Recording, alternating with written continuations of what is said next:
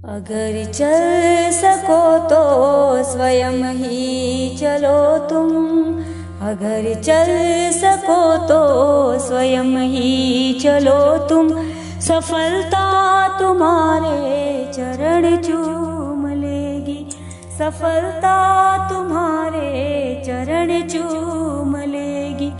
न हो साथ कोई अकेले बढ़ो तुम, न हो साथ कोई अकेले बढ़ो तुम, सफलता तुम्हारे चरण चूम लेगी।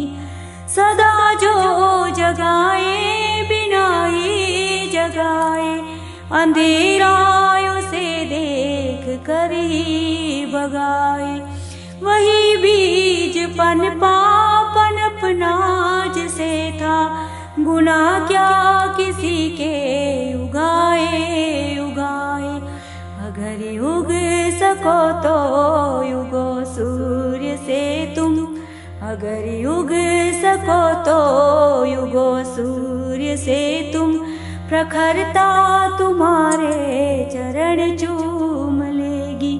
अगर चल सको तो स्वयं ही चलो तुम, सफलता तुम्हारे चरण चूम लेगी।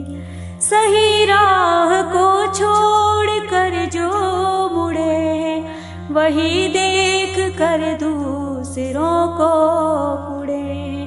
बिना पंख तोले उड़े जो गगन में, न संबंध उनके गगन से जुड़े। अगर बन सको तो पखेरू बनो तुम, अगर बन सको तो पखेरू बनो तुम, प्रवरता तुम्हारे चरण चूम लेगी। अगर चल सको तो स्वयं ही चलो तुम, सफलता तुम्हारे चरण चूम लेगी। न जो बर्फ की आंधियों से लड़े हैं, कभी पग न उनके शिखर पर पड़े। जिन्हें लक्ष्य से कम अधिक प्यार खुद से, वही जी चुरा कर तरसते खड़े। अगर जी सको तो जियो जूझ कर तुम, अगर जी सको तो जियो जूझ कर तुम, अमरता तुम्हारे चरण चूम लेगी। अगर चल सको तो स्वयं ही चलो तुम, अगर चल सको तो स्वयं ही चलो तुम, सफलता तुम्हारे चरण चूम लेगी।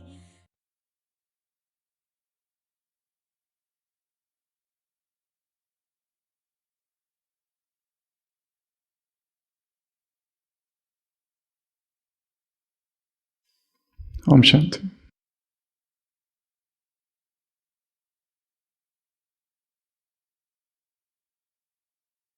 नाइनटीन 88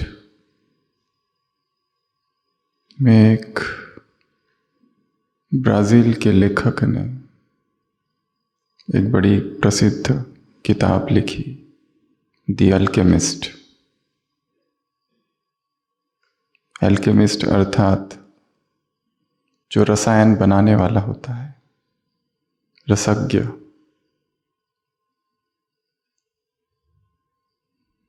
उस किताब में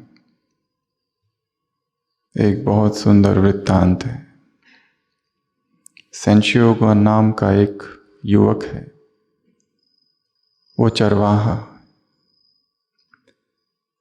स्पेन में कहीं रहता है।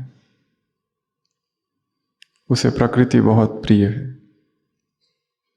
अकेला भेड़ चराता है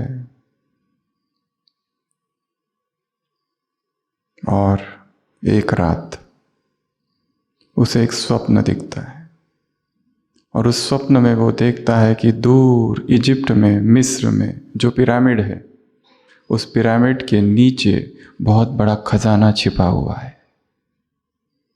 वो सुबह उठता है, सोचता है ऐसे ही स्वप्न होगा, पर दूसरी रात, तीसरी रात, हर रात एक ही स्वप्न बार बार आने लगता है कि दूर मिस्र की भूमि में जो पिरामिड है उसके नीचे ढेर सारा खजाना छिपा हुआ है।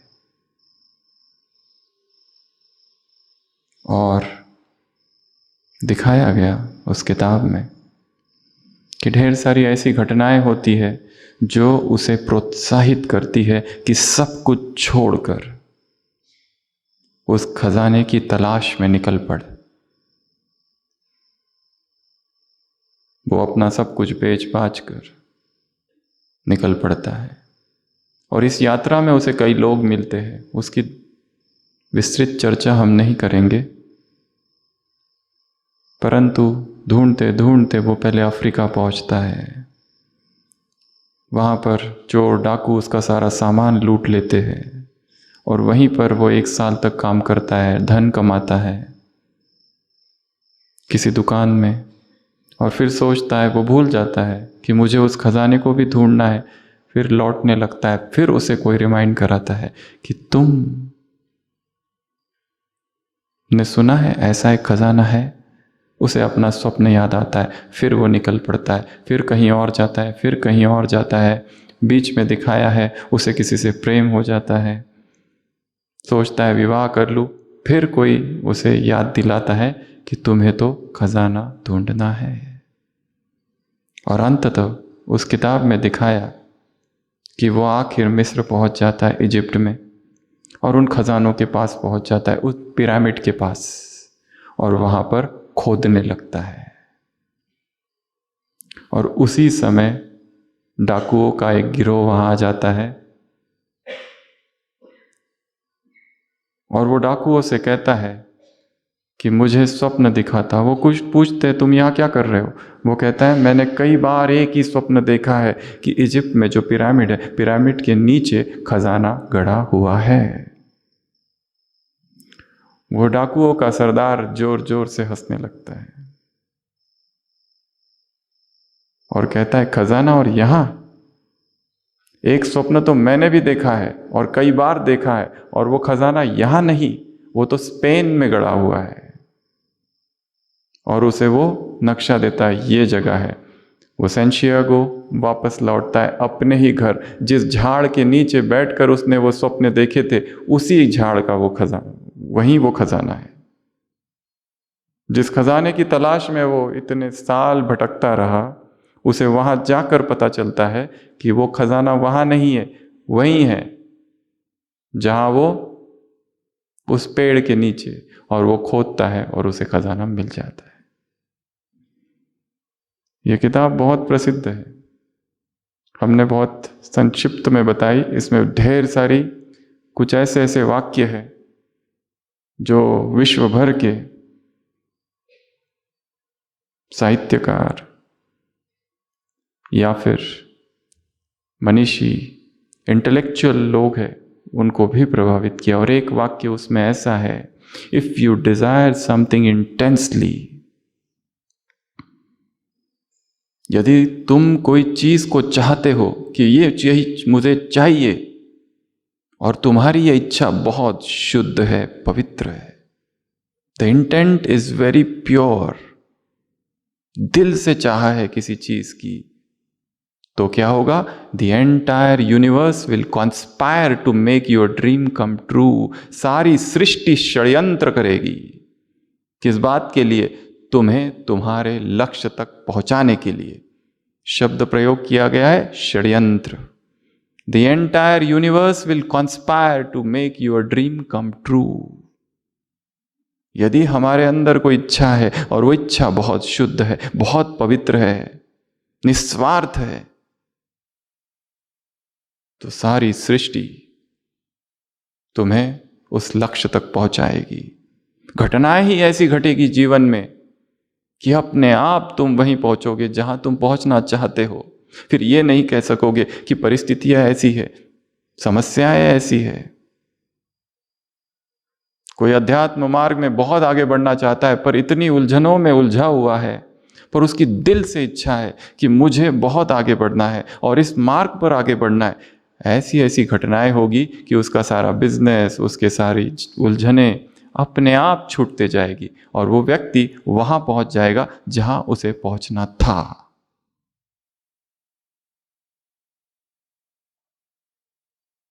हमारी इच्छा कैसी है, कितनी शुद्ध है? क्या वास्तव में हम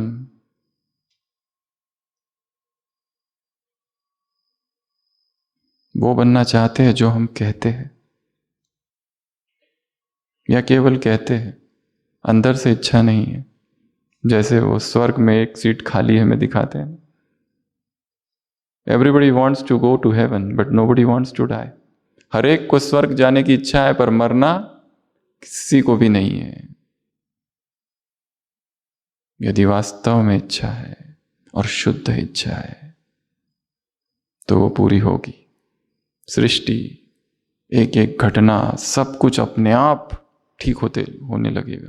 यदि हम चाहते हैं कि हमारे साथ ऐसे लोग आ जाए हमारे जीवन में जो लाइक माइंडेड हो, ऐसे लोग आ जाए जीवन में कि जिनके साथ हम बहुत तीव्र पुरुषार्थ साथ साथ मिलकर करें, ऐसे सारे लोग जो बाधाएं हैं, जो विघ्न है, टॉक्सिक, वो सब निकल जाए और अपने आप ऐसा ग्रुप, ऐसा समूह, ऐसी परिस्थितियां उत्पन्न हो जाए कि जिसमें हमारे लिए पुरुषार्थ एक आनंद बन जाए।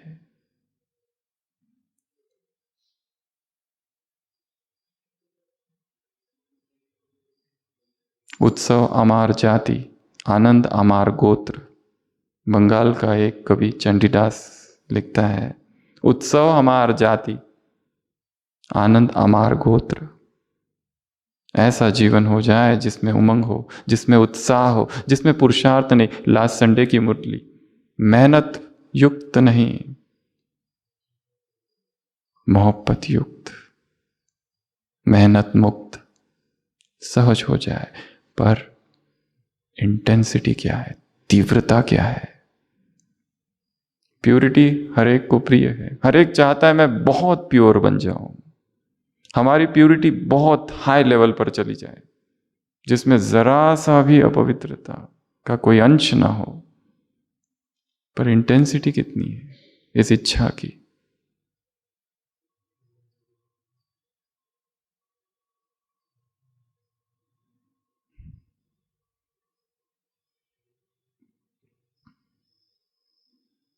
बाबा कहते हैं दो प्रकार के बच्चे, एक दिल और एक दिमाग, ऐसे दो।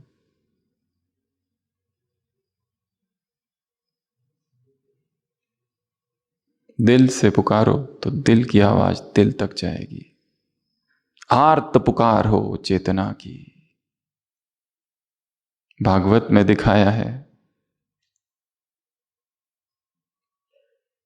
एक कीड़ा ऊपर पेड़ से गिरता है,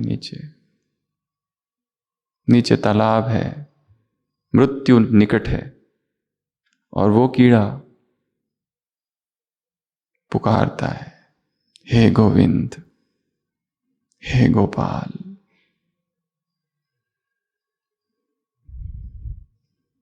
उस पुकार में इतनी तीव्रता है, इतना आर्त भाव है, आर्तनाद है, हे गोविंद।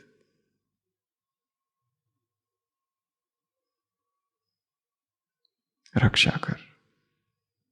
दिखाया है वो कीड़ा अब गिर रहा है बस और डूबने वाला है, उसी बीच एक पत्ता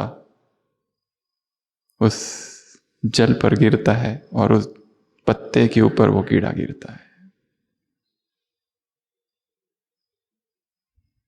नाहम वसामि वैकुंठे योगिनाम हृदयन च मदभक्ता यत्र गायन्ति तत्र तिष्ठामि नारद। हे नारद सुन, मैं कहाँ हूं? मैं वहां नहीं हूं, वैकुंठ में। नाहम वसामि वैकुंठे योगिनाम हृदयन च, ना ही योगियों के हृदय में जो तपस्या करते बैठे हुए हठ योग। मदभक्ता यत्र गायन्ति, जो मुझे पुकारता है, जो मुझे याद करता है, मन मना भव मध्याजी भक्तो माम नमस्कुरु, वहां मैं हूं। दिल से कहो मेरा बाबा तो बाप हजूर क्या है, हाजिर है, परंतु दिल से नहीं निकलता, सौदा दिल का है। मेरा बाबा कहते रहते और रोते भी रहते माता है।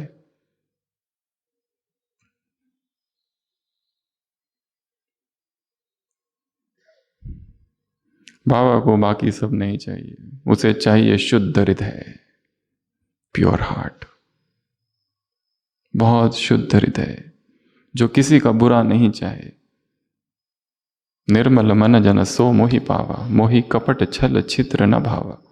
छिद्र कपट छल मुझे प्रिय नहीं है, निर्मल हृदय मुझे प्रिय है। Blessed are the pure in heart for they shall see the Lord. कौन जा सकता है स्वर्ग के राज्य में? जीसस से पूछते हैं, बता हे मालिक, हे प्रभु, कौन जा सकता है? वो कहता है जिनका हृदय स्वच्छ है वही मेरे पिता के राज में जा सकते हैं, बाकी नहीं। Not every one who cometh and saith lord lord, but he that doeth the will of my father shall enter the kingdom of heaven. हर एक वो नहीं जो केवल कहते रहता है हे प्रभु हे प्रभु हे प्रभु, नहीं, वो नहीं। जो मेरे पिता के मत पर चलता है, श्रीमत पर चलता है, केवल वही shall enter the kingdom of heaven. तो खोज करना बंद करना है, फिर क्या काम करना है? जागना है, भीतर का जागरण लाना है। नहीं तो हमारी स्थिति भी उसी मृग की तरह है, प्यासा हिरन जैसे ढूंढे है जल को, वैसे प्रभु मैं तुझे खोज रहा। मैं तुझे वैसे खोजता हूं, परंतु उस हिरन को यह नहीं पता कि उसी की नाभि में, उसी के कुंडल में वो कस्तूरी है, वो मस्क, वो द्रव्य सुगंधित वही है, और वो वन माही ढूंढ रहा है यहां वहां यहां वहां। क्या हमारी स्थिति भी ऐसी तो नहीं? दूसरों को हम सिखाते हैं, कोर्स कराते हैं, ज्ञान सुनाते हैं, पर क्या हम उस ज्ञान के स्वरूप बने हैं? दूसरों को हम ये सिखाते हैं कि मन की शांति कैसे मिले, परंतु क्या हमारा मन शांत है, स्थिर है?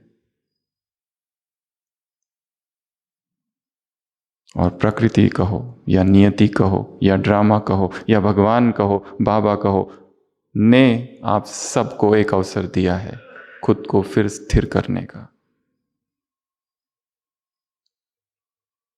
फिर से स्वयं को शांत करने का। क्योंकि जब तक मन शांत नहीं हो जाता ये ज्ञान समझ में नहीं आ सकता। इसी हारमोनी हॉल में एक बार संत का सम्मेलन था, रिलीजियस कॉन्फ्रेंस। बहुत सारे महामंडलेश्वर सब आए थे, बैठे थे इधर। उसमें से एक जज भी थे, उन्होंने बीच में भाषण दिया था और उन जज ने कहा था कि वेद पुराण उपनिषद जो लिखे गए हैं, वेदों की जो ऋचाएं हैं जो लिखी गई है, वो ऋषि मुनियों ने इतनी ऊंची अवस्थाओं में लिखी गई है कि अगर उनको समझना है तो हमें पहले अपनी अवस्था को उनकी अवस्थाओं तक ले जाना पड़ेगा, तो ही वो समझी जा सकती है। उसी तरह अव्यक्त मुरलिया जो है वो अव्यक्त, भगवान अव्यक्त है, अव्यक्त स्थिति में गाई गई है। हमें उनको यदि समझना है, स्पीकर इधर है, ऑडियंस नीचे है, कैसे मेल होगा? पहले तो जैसे वो अव्यक्त है हम भी अव्यक्त हो, तो वो अव्यक्त वाक्य समझ में आएंगे। नहीं तो हाथ में केवल शब्द होंगे बस, और कुछ नहीं। कुछ दिन पहले मुरलियों में आया था, साकार मुरली में कुछ बच्चे हैं, सेवा करते हैं, दूसरों का कल्याण करते हैं, स्वयं विकार में जाते हैं। वो दूसरों का कल्याण कर लेंगे पर खुद उनका कल्याण नहीं होगा। दूसरों को यह सिखा सकते हैं शांति कैसे मिले, परंतु स्वयं अशांत है।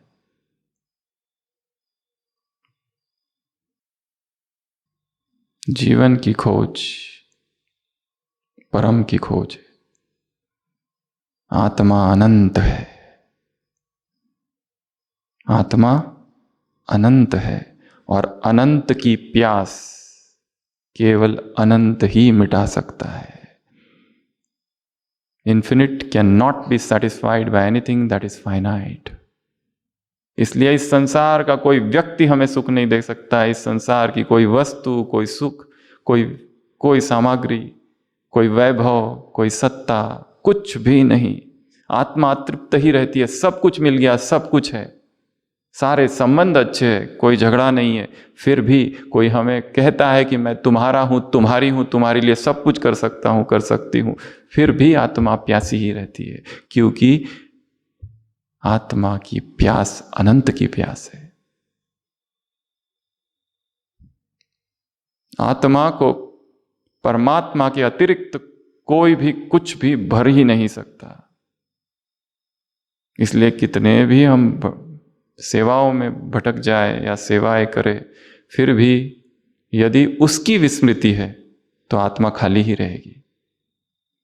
सबसे पहली प्रदर्शनी लगी थी मुंबई में, साकार बाबा जब थे, और बहुत उमंग उत्साह से सबने बहुत सेवा की थी, पहली प्रदर्शनी।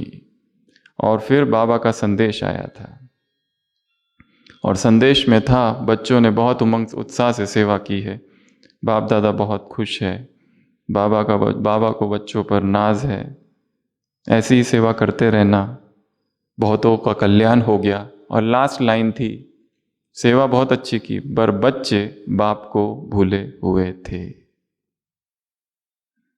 पर बच्चे बाप को भूले हुए थे, जिसकी सेवा कर रहे उसी को भूले हुए। इसीलिए सेवाओं में संघर्ष है, मैं है, नाम ब्रह्मा कुमारी, परंतु मैं का विस्तार हो रहा है।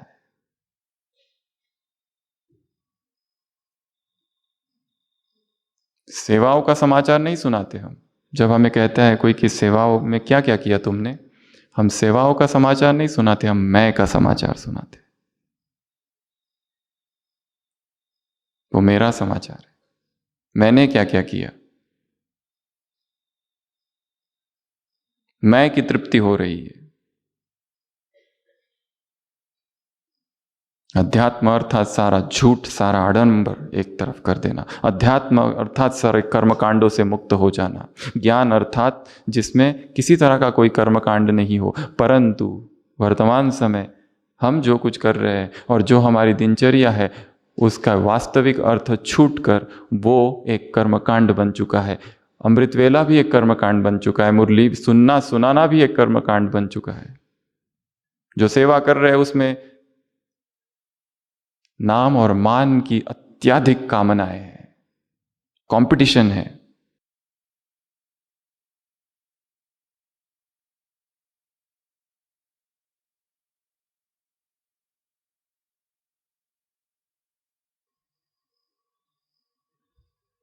वी आर वन फैमिली, एक ही डिवाइन स्पार्क है सब में। हमारा लक्ष्य है यज्ञ सेवा, ना कि मेरी महिमा हो, मेरे सेंटर की महिमा हो। और कई बार सेवा कम, डिससर्विस ही ज्यादा हो जाती है।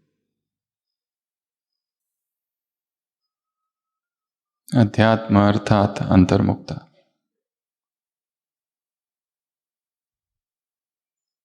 इस पट्टी के 3 नियम हैं।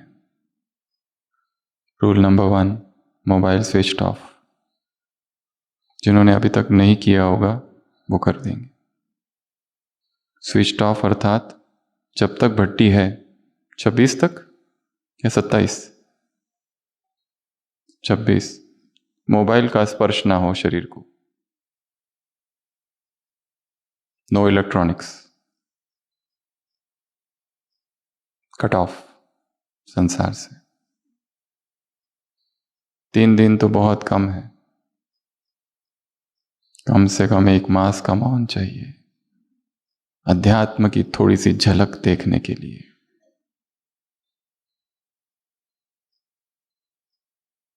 और बिना मौन के केवल बुद्धि विलास है और वाणी विलास है बस। सारी क्लासेस, सारा ज्ञान केवल वाणी विलास और बुद्धि विलास।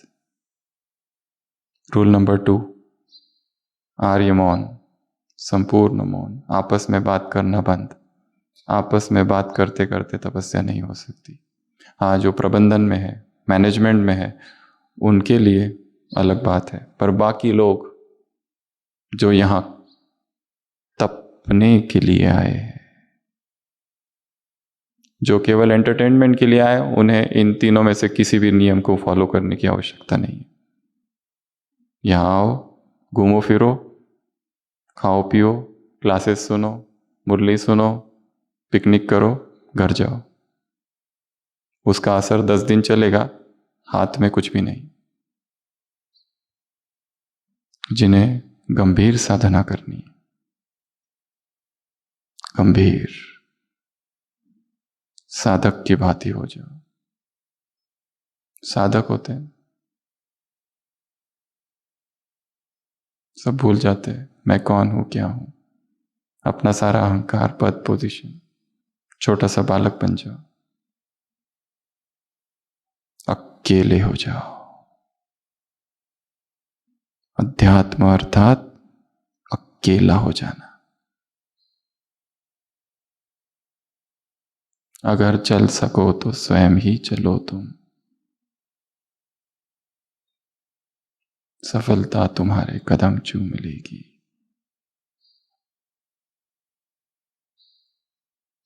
रूल नंबर 3, इस कैंपस से कहीं बाहर नहीं जाना। लॉकडाउन 3 दिन ऐसे रहो जैसे आध्यात्मिक कारागृह में हो, स्पिरिचुअल इम्प्रिजनमेंट।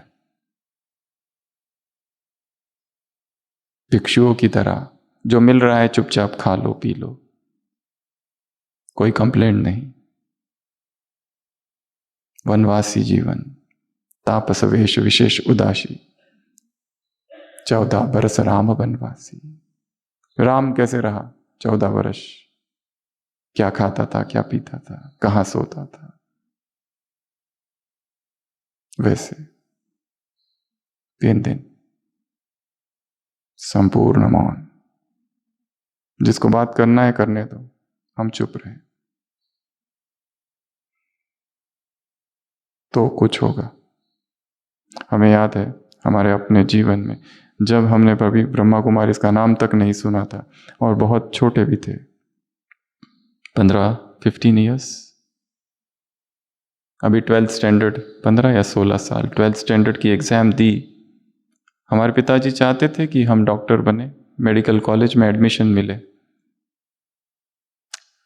महाराष्ट्र में एक मेडिकल कॉलेज है सेवाग्राम, जहाँ पर फिजिक्स, केमिस्ट्री और बायोलॉजी के अलावा एक चौथा सब्जेक्ट रहता है, गांधीयन थॉट्स। वो पास करना पड़ता है, तब कहीं जाके उस मेडिकल कॉलेज में एडमिशन मिलती है। उनके लिए, उस सब्जेक्ट के लिए कुछ किताबें हमारे पिताजी लेके आए, महात्मा गांधी की। उसमें से एक किताब थी the story of my experiment with truth, सत्य के प्रयोग, जीवन कहानी। और हम ये कहेंगे अब तक का जो जीवन था संपूर्ण अंधकार में। फिर वो किताब हाथ में आई और हमने पढ़ना चालू किया, क्योंकि एग्जाम देनी थी, क्योंकि एडमिशन के लिए। पहला दिन, दूसरा दिन, तीसरा दिन, चौथा दिन, और धीरे धीरे लगने लगा ये क्या है। लेखक लिखता है कि मैंने बीड़ी पी, फिर पश्चाताप किया। लेखक लिखता है मैंने चोरी की, पश्चाताप हुआ। मैंने नॉनवेज खाया, फिर पश्चाताप किया, अपने पिता से झूठ बोला। हमें लगा ये जैसे हमारे जीवन में हमने भी ऐसे पाप किए, हमने ऐसा कुछ किया नहीं था, पर लगा ऐसा। और वो किताब पढ़ते पढ़ते हम मौन हो गए, चुप। और चुप ऐसे हो गए कि अगले 6 मास तक कुछ भी नहीं बोला,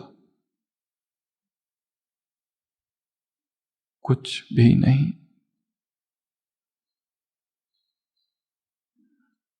जीवन जो संसार की ओर जा रहा था, अध्यात्म की ओर मुड़ गया। जागृति आई जैसे कि कल्प कल्प पहले वाली।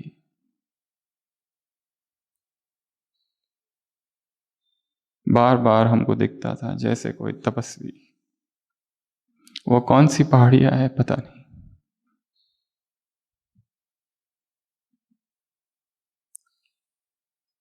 पर पहाड़ियों के बीच जैसे हम तपस्या कर रहे हैं।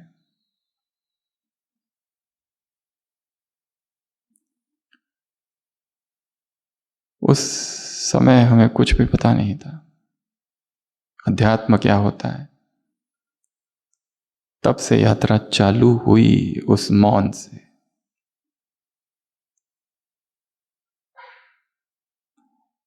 हमारे घर वालों को लगा इसको क्या हो गया, इसको हॉस्पिटल लेके जाना चाहिए, डॉक्टर्स को दिखाना चाहिए, बोलता ही नहीं। पर उन्हें क्या पता कैसी क्रांति घटित हुई। 12th स्टैंडर्ड का रिजल्ट आ गया। MCV, PCB, PCM, मैथमेटिक्स और इंजीनियरिंग, मैथमेटिक्स और बायोलॉजी, ऐसे 2 ग्रुप रहते थे। दोनों में हमको बहुत अच्छे मार्क्स मिले। सब लोग इतने खुश, एक में 95%, एक में 97%, मैथमेटिक्स ग्रुप, इंजीनियरिंग और मेडिकल।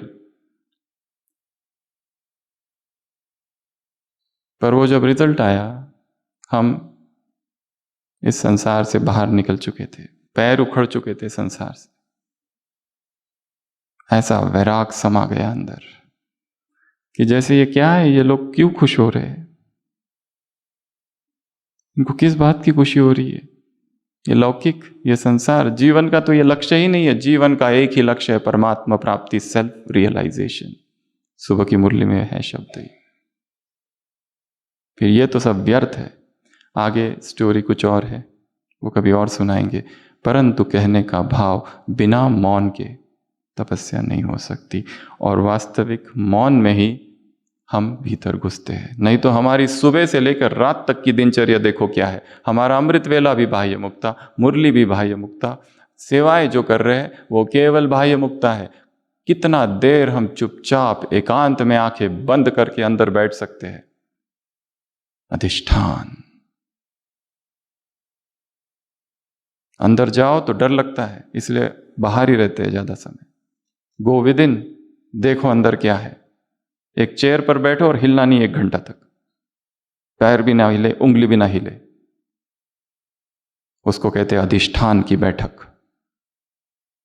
बुद्ध को देखा कैसे बैठे, महावीर को देखा कैसे बैठे, ब्रह्मा को देखा कैसे बैठा हुआ है।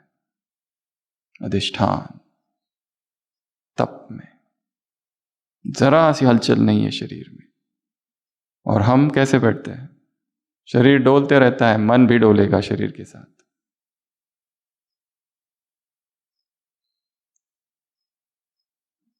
सहज राजयोग।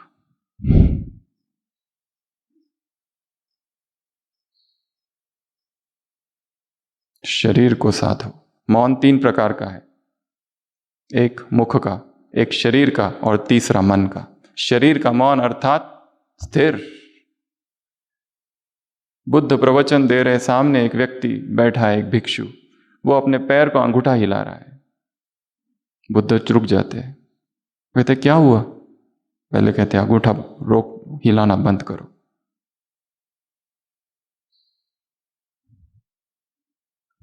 साधना का पथ है, परिश्रम का पथ है। शरीर को साधो, पहले स्थिर कर दो, मन अपने आप स्थिर होने लगेगा। तो बाह्य मुक्ता से निकलकर अंतर्मुक्ता में चलना है। और ये भट्टी तो केवल, जैसे हर भट्टी में हम बताते हैं, ये भट्टी केवल एक रिहर्सल है। रियल आपकी भट्टी वहां पहुंचने के बाद चालू होगी। 26 को भट्टी पूरी होगी, 27 को शायद पहुंचोगे, 28 से रियल भट्टी चालू होगी। ठीक है, 21 दिन, 21 डेज। 28 को सभी घर रहेंगे सेवा केंद्रों में, किधर रहेंगे, पहुंच जाएंगे ना 28 तक या 29 तक। 28 से भट्टी चालू करनी है, अपनी खुद की, स्वयं की, खुद की। टॉपिक कल सुबह, परसों सुबह, जब तक यहां है, किसी ना किसी अमृत वेला ऊपर से टचिंग होगी बाबा से कि ये इस विषय पर तुमको भट्टी करनी है, अपने अकेले की। किसी के संबंधों में कड़वाहट है तो संबंधों पर भट्टी करेंगे। किसी का ब्रह्मचर्य लड़खड़ाता रहता है बार बार, वो केवल ब्रह्मचर्य पर भट्टी करेंगे। 21 दिन ब्रह्मचर्य के अतिरिक्त और कुछ भी ना पढ़ेंगे ना सुने, दिन रात ब्रह्मचर्य की किताबें पढ़ो। जिनको अमृत वेला नहीं हो पाता है वो 21 दिन का व्रत लेंगे अमृत वेला का, 2 से 5 का।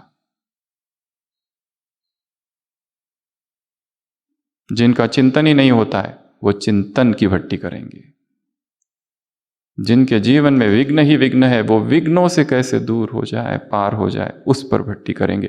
पर करेंगे अपनी अकेले की भट्टी, और उसका विषय टॉपिक किसी को नहीं बताना है, गुप्त होगी। ये भट्टी सार्वजनिक है। इस सार्वजनिक भट्टी का परिणाम यदि व्यक्तिगत भट्टी नहीं हुआ तो यहां आना केवल मनोरंजन है बस। Collective Bhatti should convert into individual retreat. इसके लिए सोचो, ये तैयारी चालू है। रियल तो साधना वहां करनी है। यहां जो अनुभव हो रहा है अशरीरीपन का, हा, क्या क्लासेस चल रही है, वाह वाह वाह। बाबा के प्यार में आंसू बह रहे हैं। ये मधुबन की शांति है और मधुबन का अशरीरीपन है। यहां से जाती ये छिन जाएगा, फिर वहां के वाइब्रेशंस और वहां की माया चालू हो जाएगी। इसलिए यहां बैठे हुए वहां की प्लानिंग करनी है।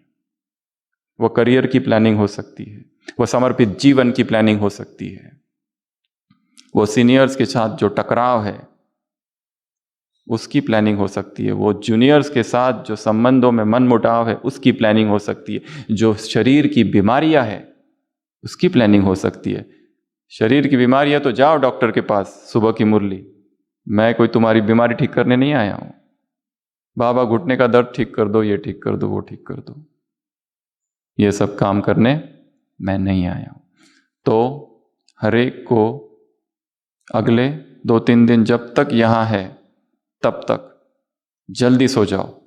8:30 बजे, 9 बजे, जितना जल्दी हो सके सो जाओ। और मोबाइल तो बंद कर ही दिया है, तो कुछ चेक करने की आवश्यकता ही नहीं। जिनको मोबाइल पे बात करनी है, ये क्लास होने के बाद सबको बात जिससे बात करनी है दुनिया में, बेटा, काका, मामा, चाचा, माँ, मम्मी, डैडी, बात करके मोबाइल स्विच ऑफ। उनको कहो दो कि मोबाइल अभी भट्टी का लास्ट क्लास जब होगा ना उसके बाद ही खुलेगा, चालू होगा। और तब तक जल्दी सो जाओ और उठो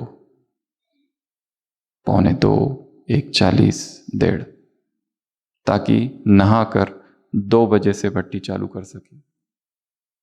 और वो एक जगह बैठकर नहीं करना है, नहीं तो नींद आती रहेगी। आधा घंटा उठ जाओ, चलो फिरो, अगर नींद आती है तो। बैठना नहीं है, कुछ पढ़ो। अमृत वेले के लिए बाबा ने कितनी सारी बातें कही है। अमृत वेला केवल योग ही नहीं करना है, अमृत वेला कितनी सारी चीज़ें करनी होती है। अमृत वेला उठकर भाषण लिखो, साकार मुरली। अमृत वेला उठकर चिंतन करो, मनन करो। अमृत वेला उठकर कुछ सुनो। अमृत वेला उठकर प्लानिंग करो। अमृत वेला उठकर, अमृत वेला में मन एकाग्र होता है, उस एकाग्रता का फायदा उठाओ। जरूरी नहीं है कि बाबा के कमरे में बैठ के केवल तुम ये हो, तुम वो हो, तुम ऐसे हो, तुम वैसे हो। उसको रिमाइंड कराते रहते, तुम इसके सागर, तुम उसके सागर, तुम ऐसे सागर, तुम वैसे सागर। Do something new. हर दिन का अमृत वेला नया होना चाहिए, नया, नवीनता हो उसमें। वही वही वही वही वही वही वही वही तुम प्यार के सागर हो, आनंद के सागर हो, शांति के सागर हो। तुम माँ भी हो, बाप भी हो, टीचर भी हो, तुम गुरु भी हो। फिर इसको सकाश और उसको सकाश, और जो हमारे दुश्मन हैं उन सबको सकाश। इनकी बुद्धि बाबा, इनकी ट्रांसफर करा दो जल्दी से जल्दी, और घुटने का दर्द ठीक कर दो, और ये कर दो और वो कर दो, और पति की बुद्धि का ताला खोल दो, और बेटे को जल्दी से ज्ञान में ला लो, और बेटी को ब्रह्मा कुमारी बना दो बाबा। जल्दी से जल्दी उसको ब्रह्मा कुमारी बना दो। कब मैं अपनी बेटी को संडली पर बैठकर मुरली सुनाते हुए सुनूंगी, और बेटी अपने सपनों के शहजादे का इंतजार कर रही है, कब घोड़े पर सवार होकर आएगा और मुझे ले जाएगा। और माँ कुछ और सोच रही।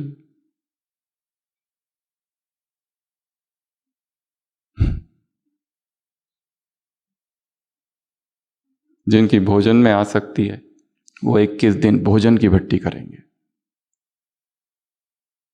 जिनकी शरीर की बीमारियां हैं वो क्यों बीमारियां जा नहीं रही है, कारण ढूंढेंगे बीमारियों का, उस पर भट्टी करेंगे। तो ये भट्टी तो करनी है, हमें भीतर जाना है। मृग बाहर ढूंढ रहा है, लहूलुहान है, पागल हो रहा है, जहां जाओ वहां पर उसे उस सुगंध उसको भ्रमित कर रहा है। समझ ही नहीं आ रहा है उसे कहाँ है वो सुगंध, जहां जाता है वही सुगंध, वही कस्तूरी।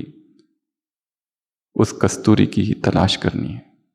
व्हाट इज माई कस्तूरी, मेरे लिए कस्तूरी क्या है, और वो जो कस्तूरी है वो मेरे ही भीतर है, बाहर वो है ही नहीं। और ऐसी 16 बातें हैं जो हमें बाहर नहीं भीतर ढूंढनी है। और जिसे हम बाहर ढूंढ रहे हैं, जो हम सोच रहे हैं जिसका स्रोत बाहर है, वो बाहर है ही नहीं, वो अंदर है। पहला ज्ञान। ज्ञान किसी किताब से नहीं लिया जा सकता, ज्ञान का तो जन्म होता है। ज्ञान सूचनाएं नहीं है, ये आत्मा है, ये परमात्मा है, ये परमात्मा परम धाम में रहता है, ये ब्रह्मा है, ब्रह्मा तन में आता है, ये संगम युग चल रहा है, सृष्टि चक्र 5000 वर्ष का है, ये सूक्ष्म वतन है, ये ब्रह्मा विष्णु शंकर है, ये साकार मुरली है, ये अव्यक्त मुरली है, मधुवन में आते हैं बाबा, ये सब सूचनाएं हैं। ज्ञान ये नहीं। ज्ञान अर्थात सूचनाओं के साथ जब अनुभव जुड़ जाए, और उसके भी आगे की अवस्था है प्रज्ञा।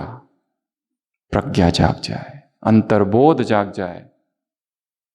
ज्ञान जिसे हम बाहर ढूंढ रहे, जैसे हम अंतर्मुखी हो जाएंगे और अंदर की यात्रा करेंगे, भीतर अपने आप ज्ञान प्रस्फुटित होगा। ज्ञान हमारे भीतर ही है, हमें केवल उघाड़ना है उसे। ये कचरा जो है उसको हटाना है। इतने समय से मुरलियां सुन रहे हैं, कुछ तो होगा अंदर। 10 दिन के लिए सोचो मुरली कोई ना मिले तो क्या बेचैन हो जाओगे? ये आज की मुरली, आज की मुरली, हर एक आता है तो कहता है आज की मुरली। अगर उसको कहो ये लो कल की मुरली, कल की मुरली की तो देखने की इच्छा नहीं है उसकी तरफ, आज की चाहिए। और जैसे एक बार पढ़ ली, काम पूरा हुआ। कितने लोग होंगे जो सुबह मुरली क्लास में जाते हैं, डायरियों में जो पॉइंट्स लिखते हैं वो शाम को फिर खोल के देखते हैं? बहुत कम। कुछ माता है तो सेंटर पर जाती है, डायरी वहीं छोड़ के आती है सेंटर पर, सीधा अगले दिन खुलती है, टेबल के नीचे रहती है उनकी डायरी, वहीं पॉइंट्स लिखती है, वहीं छोड़कर दूसरे दिन। और कितनी डायरियां भर दी होगी मुरलियों की, पॉइंट लिख लिख कर। कुछ याद है? कुछ भी नहीं, डायरियों में है सब। मुरली कैसी थी? बहुत अच्छी थी। क्या थी वो मत पूछो, बस डोंट आस्क। पहले तो आते नहीं हो क्लास में और फिर पूछते हो मुरली में क्या था। अच्छी थी, क्या अच्छा था? क्या अच्छा था? ज्ञान। ज्ञान शक्तिशाली नहीं बनाता, ज्ञान का चिंतन शक्तिशाली बनाता है। अमृत वेला चिंतन करो, मनन करो, बाबा से बात भी करो, रूहियान भी करो, अशरीरीपन का अनुभव करो, ड्रिल भी करो, बिंदु रूप का अभ्यास भी करो, कंबाइंड स्थिति का अभ्यास भी करो, फरिश्ता स्वरूप का भी अभ्यास करो, अव्यक्त रूप का अभ्यास करो, देही स्थिति, विदेही स्थिति, अशरीर स्थिति, सारी अलग अलग स्थितियों का अभ्यास करो, साथ साथ चिंतन भी करो। उसके लिए टाइम बढ़ाना पड़ेगा। 3:30 बजे उठकर काम नहीं होगा, पीछे पीछे जाओ थोड़ा, 5-5 मिनट। और 5 मिनट भी अगर पीछे हटना है, सारी दिनचर्या बदलनी पड़ेगी। इतना आसान काम नहीं है ये, बड़े बड़े त्याग करने पड़ेंगे। और अमृत वेला यदि पावरफुल करना है तो उसकी विधि है रात्रि भोजन त्याग। उधर सूर्यास्त हो गया, मुख बंद, फिर कुछ नहीं खाना। प्लानिंग करनी है अपने भोजन की भी। बुद्धि खाली चाहिए और पेट खाली चाहिए योग के लिए, नहीं तो सारी शक्ति उस भोजन को पचाने में लगी रहेगी। उठेंगे कैसे? सुस्ती रहेगी, उठने के बाद भी थकान सी रहती है। तो सबसे पहला है ज्ञान, दूसरा है गुण। जो गुण हमें दूसरों में दिख रहे और दूसरों की तरफ आकर्षित करते। क्यों आकर्षित करते? कोई बहुत मौन में रहता है, शांत रहता है, नीचे देख कर चलता है, एकदम ऐसा योगी हमको आकर्षित करता है। कोई बहुत कम बोलता है, हमें वही आकर्षित करता है जो हम में कमी है, परंतु वो गुण वास्तव में हमारे अंदर है, वो हमारे ही भीतर है। हमें उसे मैनिफेस्ट, उघाड़ना है, बाहर निकालना है, प्रगटीकरण करना है। परंतु उसके लिए फिर से एक ही विधि है, भीतर घुस जाओ, अंदर, अंदर की यात्रा। अगले 2-3 दिनों में अमृत वेला और एक काम करना है। बचपन से लेकर अब तक क्या क्या जीवन में हुआ वो सारी हिस्ट्री को रिवाइज करना है अमृत वेला। एक एक घटना को देखना है, कौन से हर्ट, कौन से ट्रॉमा, कौन सी मुसीबतें, विघ्न आए, ज्ञान में आने के बाद परिवार के द्वारा क्या क्या विघ्न आए, और बाबा ने कहाँ कहाँ कैसे कैसे मदद की, वो सब कुछ देखना है। और कौन से अंदर ऐसे इमोशन से अनहील्ड पड़े हुए अंदर। इसलिए ये भट्टी एक ऑपरेशन है, बहुत बड़ा सर्जिकल स्ट्राइक, चीरा यहां लगाना है आत्मा पर, क्योंकि पता नहीं अंदर से क्या निकलेगा।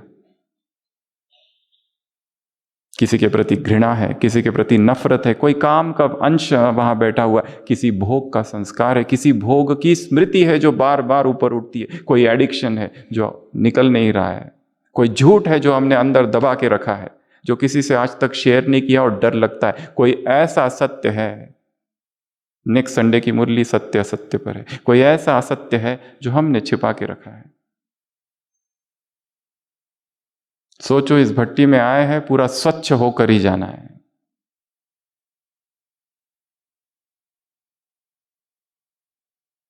इसके लिए मौन हो जाओ, अकेले हो जाओ और चुप हो जाओ।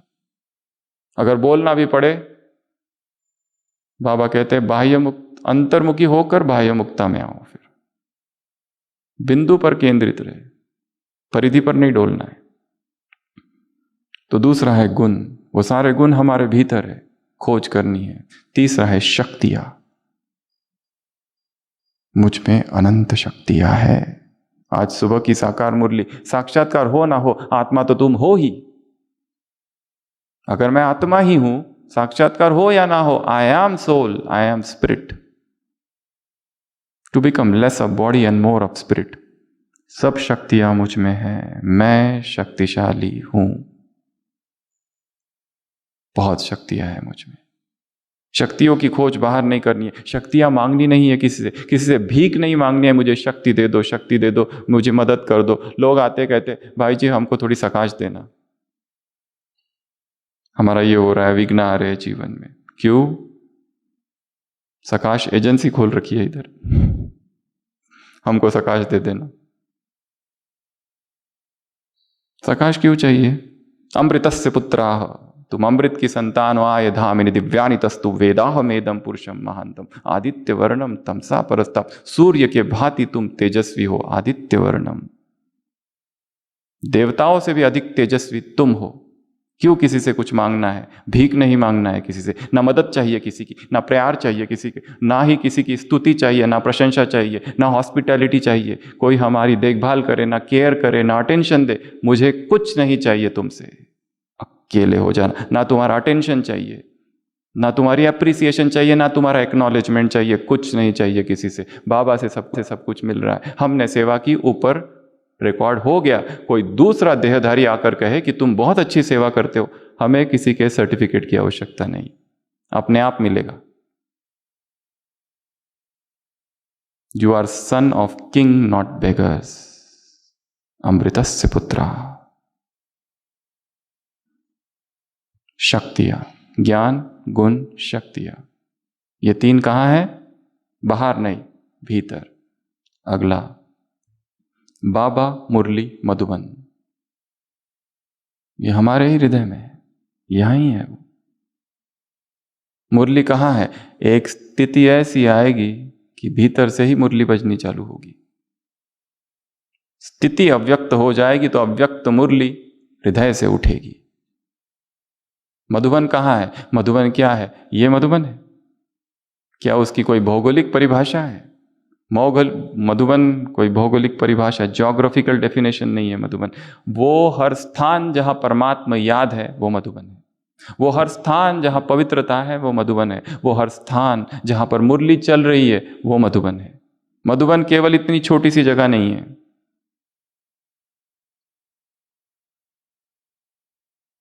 यज्ञ इतना छोटा नहीं है। यज्ञ इज मधुबन विदाउट वॉल्स।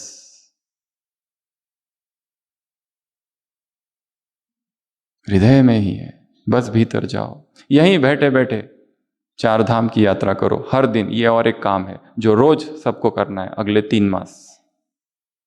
अमृत वेला शांति स्तंभ पर जाओ, शक्तिशाली बनो। हिस्ट्री हॉल में प्रवेश करो, उस वायुमंडल में प्रवेश करो जब सारी साकार मुरलियां 5 साल की वहां चली थी। व्यर्थ से मुक्त होंगे। बाबा के कमरे में जाओ, कुटिया में जाओ। 4 स्थानों की यात्रा रोज अमृत वेला करनी है, ठीक है। यहां बैठे बैठे मधुबन की यात्रा करनी है। तो मधुबन हमारे ही भीतर है, बाबा हमारे ही भीतर है, मुरली हमारे ही भीतर है। ये 3। अगला, पवित्रता, सुख और शांति। प्यूरिटी कहां है? हमारे अंदर। मैं परम पवित्र आत्मा हूं। सुख कहां ढूंढूं? वस्तुओं में, व्यक्तियों में, किसी संबंध में, पति में, पत्नी में, बच्चों में। उनमें सुख है ही नहीं। धोखा है, वो भ्रम है। देहधारियों में सुख हो ही नहीं सकता। वो खुद भिखारी है, हमें सुख क्या देंगे? सुख हमारे भीतर है, शांति हमारे भीतर है।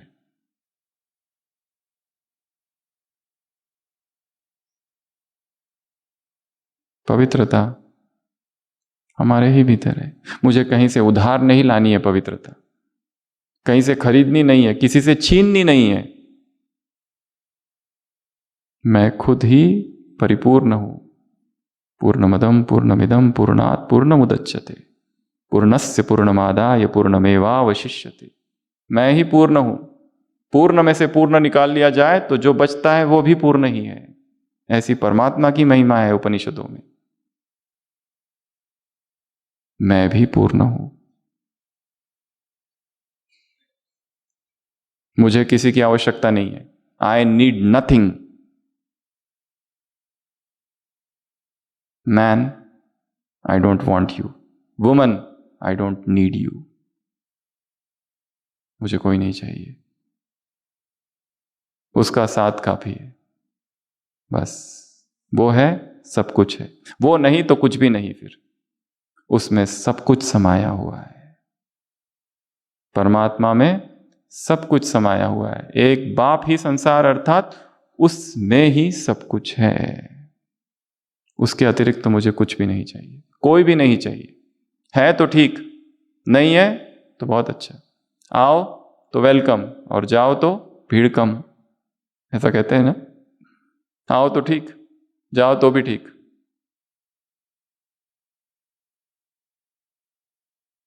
इतना स्ट्रांग बनना है। रोना नहीं है बैठ के। रोना प्रूफ बनने की ये भट्टी है, ठीक है। जिनको बहुत रोना आता है ना, सोचो सारे आंसुओं को यहां बहा के चले जाना, अभी फिर से आने ना पाए। अगला, खुशी। खुशी बाहर है ही नहीं, किसी व्यक्ति में नहीं है, वस्तु में नहीं है, स्थान में नहीं है, किधर भी नहीं है। कभी दादी ने प्रश्न पूछा था, क्या सेवा तुम्हारी खुशी का कारण है? क्या उत्तर कहेंगे? क्या सेवा तुम्हारी खुशी का कारण सेवा है? अगर सेवा छीन ली जाए तो दुखी हो जाओगे फिर तो। आज सेवा दी गई है, अच्छी भाषण देने की बहुत खुशी हो रही है, कोर्स कराने की, कल कहे कि ये बंद, किचन में सेवा करो, तो फिर तो दुखी हो जाओगे। सेवा हमारी खुशी का स्रोत नहीं है।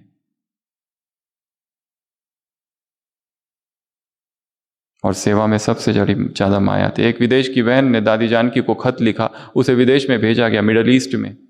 वहां कोई सेवा नहीं, अरब कंट्रीज, मुस्लिम कंट्रीज। उसने दादी को लिखा, क्या करूं, इतने मास हो गए, कोई सेवा नहीं बढ़ रही है। ब्राह्मण बन ही नहीं रहे। दादी ने उत्तर लिखा, लक्ष्य रखो, ब्राह्मण बनाने का लक्ष्य नहीं रखो, मैसेज देने का लक्ष्य रखो बस। ब्राह्मण बनाने का लक्ष्य रखोगे तो दुखी हो जाओगे। केवल मैसेज दे दिया, बस छोड़ दो।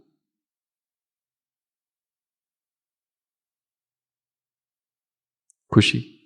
अगला संतुष्टता, तृप्ति। गहरी तृप्ति और गहरी संतुष्टता हमारे भीतर है। जितना अंतर्मुखी होंगे उतनी तृप्ति का अनुभव होगा। और संसार में तो वासनाएं है, वासना दुष्पूर है, कभी तृप्त नहीं होती। इच्छाएं कभी तृप्त नहीं होती। एक इच्छा पूरी हुई, दूसरी, दूसरी पूरी हुई, तीसरी। एक व्यक्ति आलसी होता है, उसको काम की तलाश होती है। वो एक स्थान पर जाता है जहां ढेर सारी भैंसें हैं, उनको रात भर देखना है बस। पर मालिक कहता है तुम तब सो जाना जब सारी भैंसें सो जाएगी। वो कहता है अरे वाह, बहुत आसान काम है। वो जाता है, सब भैंसें सोई होती है, एक भैंस जागी हुई है। वो सोचता है ये जैसे सो जाएगी मैं सो जाऊंगा। फिर वो सोती है तो दूसरी जागती है, फिर वो सोती है तो तीसरी जागती है। इच्छाएं भी ऐसी है, एक खत्म होती है दूसरी, वो खत्म होती है तीसरी। समुद्र की लहरों की तरह है, कभी समाप्ति ही नहीं होती। इसके लिए जो करना है अभी करो, नाउ। तृप्ति। अगला प्रेम। हम चाहे कि किसी और से मुझे प्रेम मिले तो दुखी होते रहेंगे। मुझे प्रेम लेना नहीं है, देना है, यह लक्ष्य रखो। मुझे दूसरों से पालना लेनी नहीं है, बहुत ले ली, अब मुझे पालना देनी है, तो खुश रहेंगे। मेरा ध्यान नहीं रखा, पार्शियलिटी की गई, उसको ज्यादा दिया, मुझे कम दिया। प्रेम। अगला आनंद। आनंद बाहर नहीं है, अंदर भीतर है। और अगर नहीं मिल रहा है, अनुभूति नहीं हो रही है, तो जरूर कुछ ना कुछ गलती है। ये गलती ये भट्टी का लक्ष्य ये भी रखो कि पिछले 6 मास में मेरे से क्या क्या गलतियां हुई है। I have to identify my mistakes. And your greatest teacher is your last mistake. आपका सबसे बड़ा शिक्षक कौन है? आपकी अंतिम गलती। हंसी में कहा जाता है 2020, 2021 में, and the best teacher award goes to COVID-19. Covid ने जितना लोगों को सिखाया उतना किसी ने नहीं सिखाया। हलचल हुई, बहुत कुछ सीखे। तो आनंद। अगला नशा। वो जो नशा है, ईश्वरीय नशा, रूहानी नशा, इलाही मस्ती, नारायणी नशा, भीतर क्रिएट करना है। और उसके लिए फिर से वही मौन चाहिए, वही अंतर्मुक्ता चाहिए, वही साइलेंस, एकांत। बिना उसके ये भट्टी पूरी नहीं होगी। और ये क्लास सुनने के बाद में भी अगर कोई इसे नहीं करता है तो ये मान लेना यहां आना केवल एक मनोरंजन रहेगा, बस टर्निंग पॉइंट नहीं होगी ये भट्टी।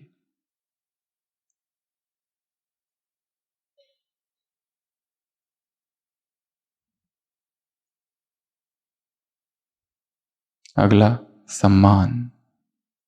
हमें प्यास किसकी है? कि दूसरा मेरा सम्मान करे, मेरी स्तुति करे, मुझे माने। एक्नॉलेजमेंट। हमने सेवा की, हम चाहते हैं कि सबको पता चले कि ये मैंने किया है। हमारे मेडिकल में एक बहुत अच्छा नियम है।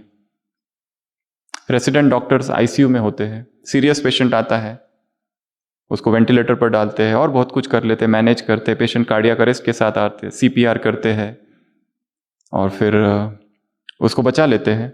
या जो भी होता है, बहुत बैड कंडीशन में, बीपी नहीं है, बीपी रिकॉर्डेबल नहीं है, पल्स नहीं है, कार्डियक अरेस्ट के साथ आया है, बाहर 20 रिश्तेदार खड़े हुए बेचैन, क्या हुआ करते हुए।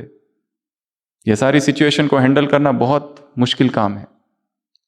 और रात में ड्यूटी में एक ही डॉक्टर होता है, मेन कंसल्टेंट अपने घर पे होता है, वो अकेला डॉक्टर पूरा मैनेज करता है और बहुत अच्छा है, अच्छे से। और सुबह जो अपने सीनियर को ओवर देता है, बताता है, तो नियम ये है कि ऐसा कभी नहीं बताओ कि पेशेंट आया, सर पेशेंट आया, फिर मैंने ये किया, मैंने वो किया, मैंने ऐसा किया, मैंने वैसा किया, ऐसे नहीं बताया जाता है। कैसे बताया जाता है? 50 ईयर ओल्ड फीमेल, 50 साल की फीमेल थी, वो आई, फिर उसको सेंट्रल लाइन डाल दी गई, वो इंटूबेट हो गई, उसको वेंटिलेटर पे डाल दिया गया। मैंने डाला ये नहीं कहा जाता है, ये हुआ, ये ट्रेनिंग दी जाती है। नहीं तो इसमें अहंकार आ जाएगा उस जूनियर डॉक्टर को कि देखो मैंने क्या क्या कर दिया, आप तो सोए थे, मैंने मैनेज किया, अकेले ने मैनेज किया। और कई बार तो इमरजेंसी से एक साथ आती है, 10-10 पेशेंट्स वेंटिलेटर पर, मास कैजुअलिटीज आती है। नीचे आबू रोड से बस आ रही है, माउंट आबू, उलट गई, 30 लोग घायल, करो मैनेज। उसके साथ में एक्साइटेड रिश्तेदार, पॉलिटिकल, पत्रकार, उन सब के बीच में पेशेंट को मैनेज करना बहुत चैलेंजिंग है। और सब करते हुए मन शांत है, योग युक्त।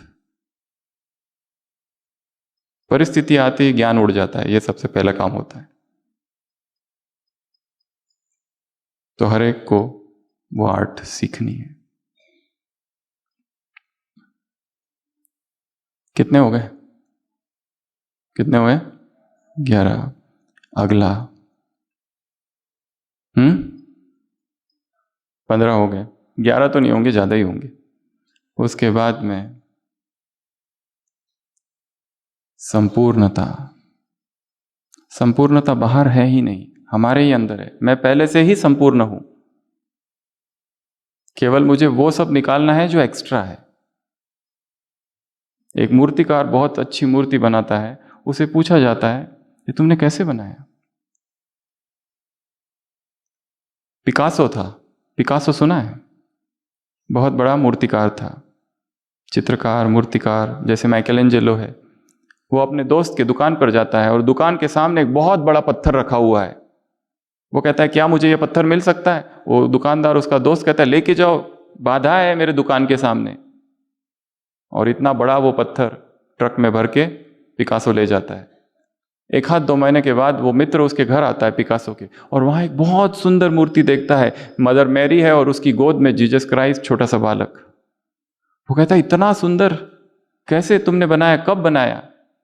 वो कहता है ये वही पत्थर है जो तुम्हारी दुकान के सामने था। वो कहता है तुमने कैसे इसको निर्माण किया? वो कहता है कि जब मैंने ये पत्थर देखा, उस पत्थर में ही मुझे मदर मैरी और जीसस क्राइस्ट दिख गया। मैंने तो बस जो एक्स्ट्रा था उसको हटा दिया। संपूर्ण तो हम है ही, और जो एक्स्ट्रा है उसको हटा देना है। पूर्ण मैं हूं ही। मैं फरिश्ता कैसे बनूं? नहीं, मैं फरिश्ता हूं, ये है पुरुषार्थ। पहले ही मान लो कि मैं हूं। आत्मा तो तुम हो ही, सुबह की मुरली, साक्षात्कार हो या ना हो, मैं हूं ही।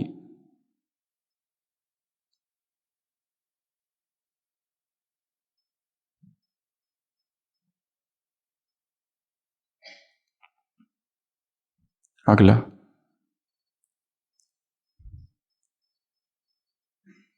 दिव्यता। दिव्यता कहीं से लानी नहीं है, दिव्यता हमारे अंदर है। हम दिव्य है, डिवाइन है, नॉन फिजिकल है। इसके लिए फिजिकल मुझे आकर्षित नहीं कर सकता।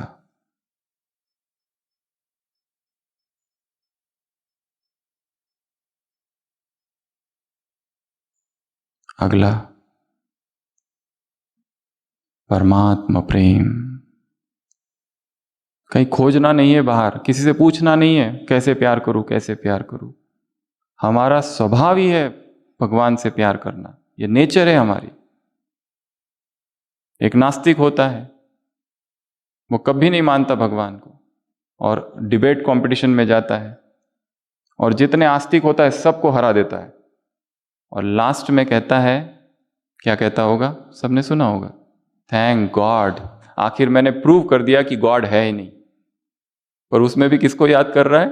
गॉड को, क्योंकि हमारा मूलभूत स्वभाव ही वो है। आत्मा में भरा है वो प्रभु को प्यार करना, उसके बिना वो रह नहीं सकती। हमें कहीं बाहर से लाना ही नहीं है, किससे पूछना ही नहीं है कैसे प्यार करूं, कैसे प्यार करूं। हाँ, उसके और मेरे बीच में जो बाधा है उसको हटानी है। इस भट्टी का एक लक्ष्य और आप सबको दे रहे हैं, मेरे और बाबा के बीच जो कोई है उसको क्या करना है? हटा दो। कोई भी ना आए, वो और मैं, बस। बाइबल ओल्ड टेस्टामेंट में लिखा है, परमात्मा यहोवा कहता है, आई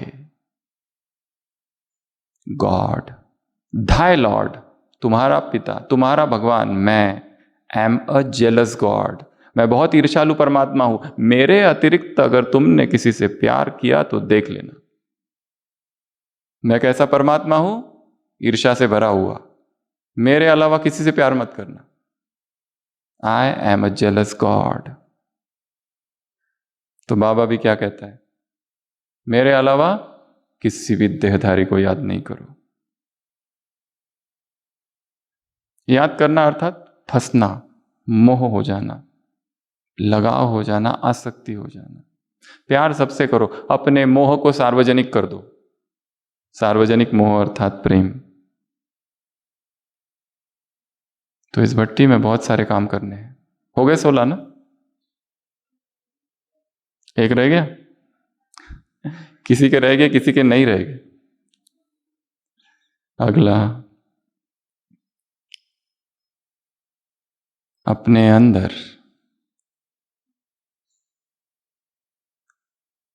मौन को लाना है। और ये मौन बाहर से नहीं आएगा, भीतर है। इसमें 3 शब्द जोड़ दो, मौन, अंतर्मुक्ता और एकांत। तीनों एक ही है, मौन, अंतर्मुक्ता और एकांत। और लास्ट, पॉजिटिविटी। पॉजिटिविटी अर्थात सकारात्मकता। अंदर में इतनी निगेटिविटी भरी है, भट्टी का लक्ष्य रखो कि मेरे जीवन में जितनी निगेटिविटी है सब यहां मुझे छोड़कर जानी है। हर एक व्यक्ति के प्रति निगेटिव, ये ऐसा करता है, ये वैसा करता है, इसने ये किया, उसने वो किया, सब में दोष ही दोष दृष्टि है। तो ये सारी यात्रा अंतर्मुक्ता की यात्रा है। सभी स्थिर होके बैठेंगे, पेन, पेंसिल, डायरी सब नीचे। और स्थिर अर्थात एक शब्द आप सबको दिया था, अधिष्ठान। अधिष्ठान अर्थात स्थिर। तपस्या सोफा पर बैठ के नहीं की जाती है, जमीन पर बैठ के की जाती है। हाँ, जिनको बैक प्रॉब्लम है, कुछ प्रॉब्लम है फिजिकल, उनके लिए ठीक है, पर अदरवाइज जितना हो सके नीचे बैठो, शक्ति आएगी उससे। वो बैठक ही ऐसी है कि जिसमें योगी स्थिर हो जाता है।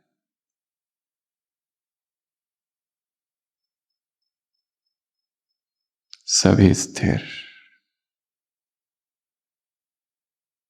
एकाग्र।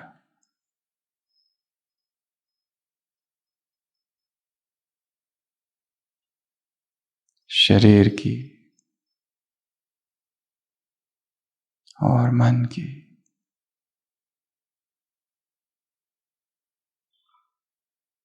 सारी हलचल समाप्त।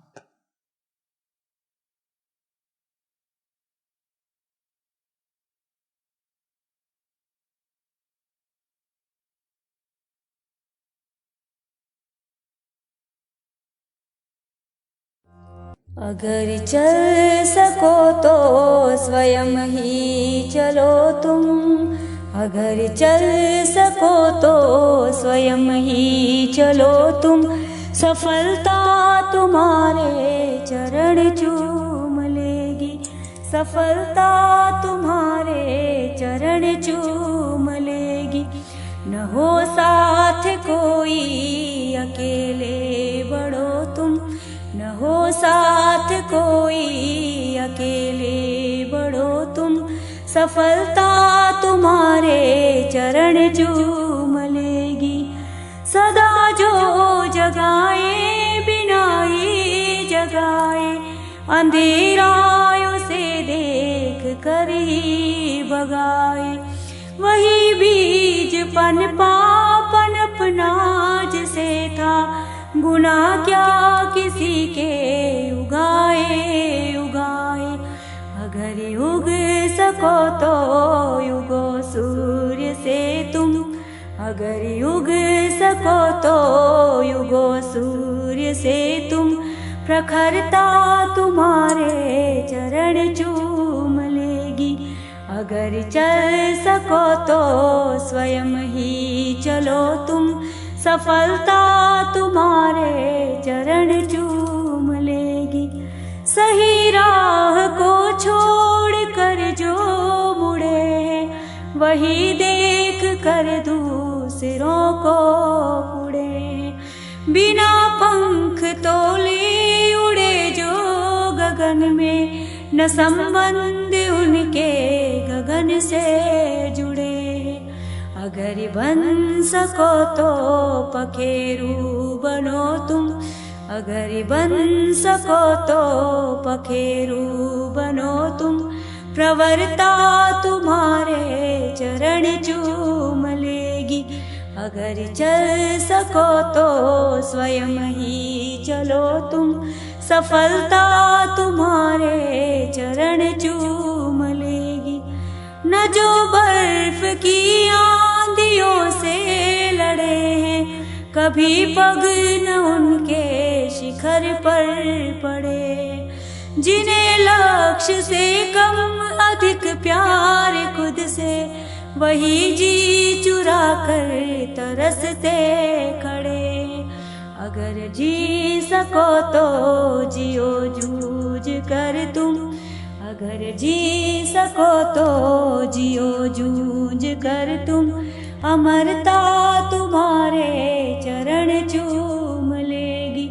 अगर चल सको तो स्वयं ही चलो तुम, अगर चल सको तो स्वयं ही चलो तुम।